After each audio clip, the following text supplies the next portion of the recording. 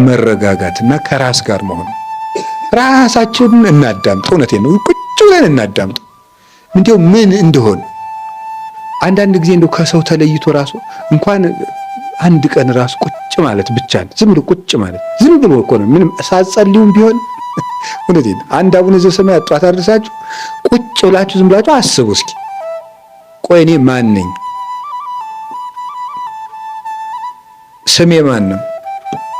እኔ ምንድነኝ? ሰው።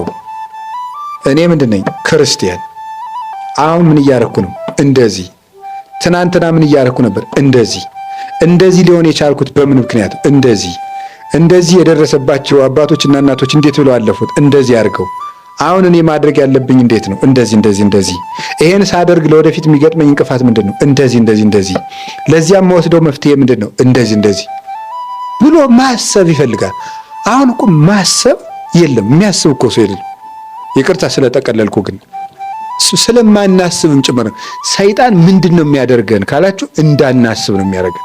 ቁጭ ብለን እንድናስብ አያደርግም። የፈለገ ቢሆን እንቅልፋችን አይናችን በእንቅልፍ እስከምትከደንባት ቅጽበት ድረስ እንዳናስብ ነው የሚያደርገን። እንዳናስብ እያደረገ መተኛት፣ ከዛ ሳናስብ አድረን መነሳት፣ ሳናስብ ወጥተን መሄድ፣ ሳናስብ ውለን መግባት፣ ሳናስብ አምሽተን መተኛት፣ በቃ መዞር ማለት ነው። እንደዚህ እንዳይሆን እግዚአብሔር ጠርቶናል። የጠራን ለምንድን ነው ማለት? እኔ ለምንድን ነው የጠራኝ? ለጵጵስና ነው ለክህነት ነው እንዳትሉ ደግሞ። እኔ የጠራን ለምንድን ነው ካላችሁ መንግስቱን ሊያወርሰን ነው የጠራን። የሹመት ዲቁና ጵጵስና ቅስና አይደለም፣ መንግስቱን ሊያወርሰን ጠርቶናል።